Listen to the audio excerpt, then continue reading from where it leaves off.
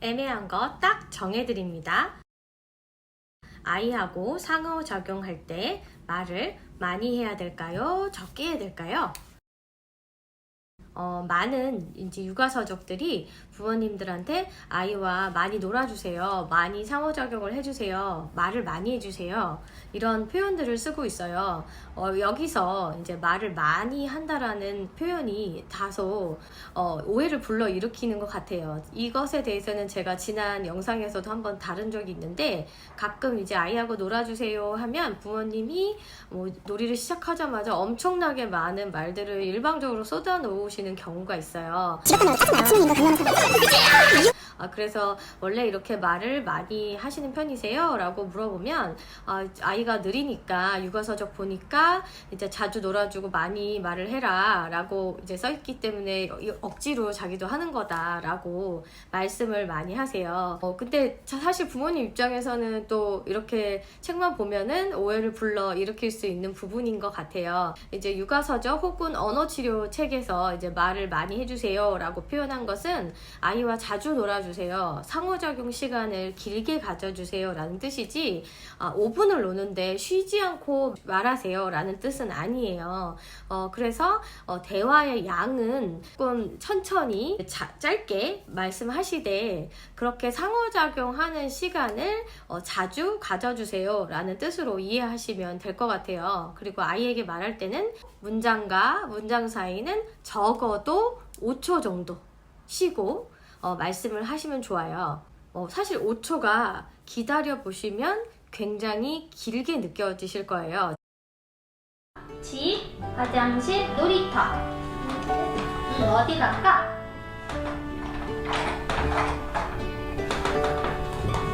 어디에 가요? 말과 말 사이에 공백을 꼭 넣어주시는 것이 굉장히 중요해요. 그리고 여기서 짧게 말해주세요에 좀 더 자세한 팁을 드리면, 아이가 발화가 없거나 한 단어 정도 겨우 얘기할 때는 부모님도 똑같이 한 단어 수준으로 말씀해 주시고요. 아이가 한 단어에서 두 단어를 쓰시면 부모님도 똑같이 한 단어에서 두 단어 혹은 종종 세 단어 이렇게 구성하시면 좋을 것 같고요. 두세 단어를 쓰면 부모님도 2개에서 3개 혹은 가끔 4개 이렇게 문장 길이를 똑같거나 조금 높게 가시면 좋아요.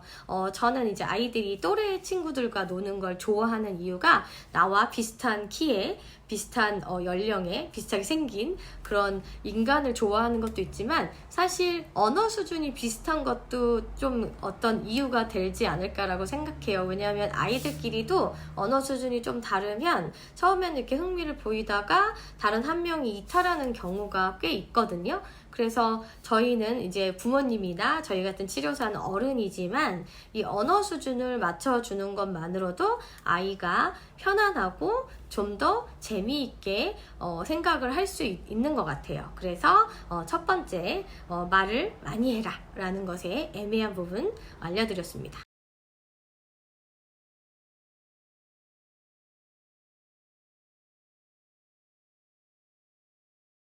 아이와 놀 때 부모님이 주도해야 돼요? 아이가 주도하게 해야 돼요?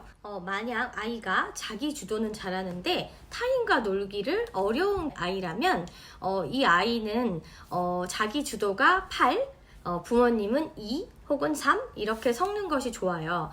자기 주도적인 친구들은 놀이를 잘하는 장점이 있는 반면에 타인과 상호작용할 때 흥미를 잃어버리거나 남의 말을 잘 듣지 않는 특징을 가지고 있어요. 발달이 좀 지연된 경우를 말씀드리는 건데, 그럼 이런 친구들은 자기 주도에 하는 부분은 그 부분대로 계속 성장하게 도와주시면서 타인과의 놀이를 좀 받아들이는 부분을 부모님이 유도해 주시면 좋아요. 그런데 처음부터 그럼 아이 이제 주도하는 거 다 빼고 얘는 남의 말 안 들으니까 내가 주도를 하겠어 이렇게 하면 아이는 뒤로 튕겨져 나갈 수밖에 없죠. 내 주도하는 걸 즐거워하는 친구니까. 혹은 아이가 너무 짜증을 내기 때문에 아예 부모님은 그냥 지켜보는 역할만을 하고 수동적으로 놀이를 하고 계신 경우도 있어요. 전체가 10이 아이 주도였다면 이제는 8에서 9 정도 아이가 주도하게 하고 어머님은 1에서 2 정도만 이렇게 참여를 하시는 거예요. 그리고 거기서 성공하면 점차적으로 부모님의 주도를 늘려서 아이 주도 뭐 6, 부모님 4, 요 정도로 맞춰서 놀이를 해주시면 좋아요. 그런데 놀이를 할 때 자기 주도가 너무 없고 부모님을 일방적으로 따라가는 친구들이 있어요. 이 친구들은 초반에는 크게 문제가 없고 사실은 4세, 5세가 될 때까지 언어 치료도 굉장히 수능적으로 받는 편이에요. 하지만 이런 친구들은 이제 창의적인 언어나 자기가 주도해서 논리를 해결하고 문제 해결을 해야 하는 시기 혹은 화용 능력이 발달하는 시기에 오면 자기 생각이 많이 없고 자기 고민을 해보지 않았기 때문에 이런 창의적인 부분에서 어려움을 겪게 돼요. 그래서 영유아 때부터 부모님 주도로 너무 이렇게 놀아서 부모님이 거의 10이거나 8, 9가 거의 부모님이거나 이런 친구들이 있다면 이때 아이가 창의성을 발휘할 수 있도록 부모님이 자리를 주시고 조금 물러나 계시는 것도 필요해요. 그래서 이 친구들하고 놀 때도 갑자기 부모님이 너가 그냥 다 해봐 하면서 10을 다 주면 친구들은 어떻게 해야 될지 몰라서 또 놀이를 포기할 수 있어요. 그래서 이런 친구들은 부모님이 처음에 8, 그리고 이 친구들이 하는 것 2 이렇게 8대 2 정도로 나눠서 하시다가 점차적으로 이 친구들이 하는 게 4, 부모님이 6 이렇게 비율을 맞춰 주시면 좋아요. 물론 말로는 쉽지만 이제 실제로 놀아보시면 어떻게 해야 되지? 라는 고민이 있을 거예요. 그래서 오늘은 애매한 거 정해드리는 영상이라서 이 정도로 설명을 해드리고 다음에 기회가 있으면 강의나 또 유튜브 영상으로 한번 이 부분을 좀 더 자세하게 설명드릴 기회가 있었으면 좋겠고요. 마지막으로 애매한 거 3번째, 질문을 해야 돼요? 하지 말아야 돼요? 많은 육아서적 혹은 언어치료에 관계된 서적조차 아이에게 질문하지 마세요 라는 이야기가 많아요. 근데 저는 이것에 대해서 이렇게 단정적으로 얘기하는 걸 조금 반대하는 편이고 실은 저는 질문을 굉장히 많이 하는 치료사예요. 다른 치료사보다. 그래서 질문이 물론 이제 대답을 할 수 없고 언어가 지연된 경우 굉장히 스트레스 받는 과제인 건 맞아요. 하지만 질문은 아이를 성장시켜 줄 수 있고 상호작용을 할 수 있고 핑퐁 대화라고 하죠. 주고받기 대화를 갈 수 있는 중요한 수단이에요. 그런데 왜 육아서적에서 질문을 하지 마세요? 혹은 언어치료 책조차 질문하지 말고 설명해 주세요 라고 말을 할까요?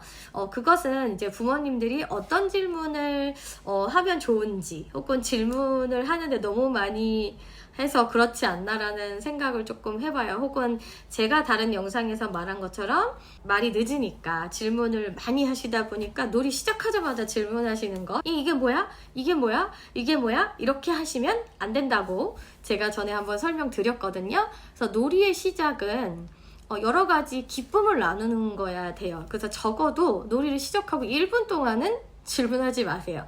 2번째, 아이한테 시험 보는 질문 하지 마시고 아이한테 의견을 물어보는 질문을 해주세요. 우리 이거 할까? 이렇게 태워볼까?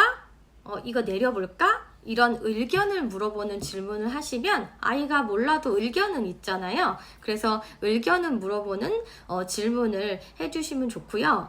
3번째는 저희가 그래도 이제 아이가 모르는 질문을 연습해야 되잖아요. 그래서 놀이 가운데 그것을 연습할 수 있는데 제가 이제 전에 코칭이나 이런 걸 해보면 저는 이제 질문을 하기 전에 이렇게 빌드업을 한다고 하잖아요. 저희가 시나리오에서도 주인공이 어떤 행동을 하기 전에는 이렇게 스토리가 쌓여가는 시간이 있잖아요. 그래서 하나의 질문, 내가 이 아이한테 이런 중요한 질문 하겠어 라고 생각하면 그 전에 물밑 작업을 이렇게 하거든요. 그래서 아이가 이거를 좋아할 수밖에 없는 걸 세팅하든지 뭐 앞에 신나게 한번 놀아주든지 거기로 갈 때까지 아이의 어떤 주의 집중을 유도하든지 이렇게 앞에 빌드업하는 시간이 1분, 2분이 있어요. 근데 대부분 부모님들은 요것은 추상적이니까 딱 눈에 들어오지 않으시니까 제가 질문하고 아이가 대답했던 그 포인트만 딱 보시고 집에 가서 이제 이렇게 놀아보세요 라고 하면 질문만 많이 하시는 거예요. 그래서 아이가 잘 안 놀려고 그래요. 선생님처럼 안 돼요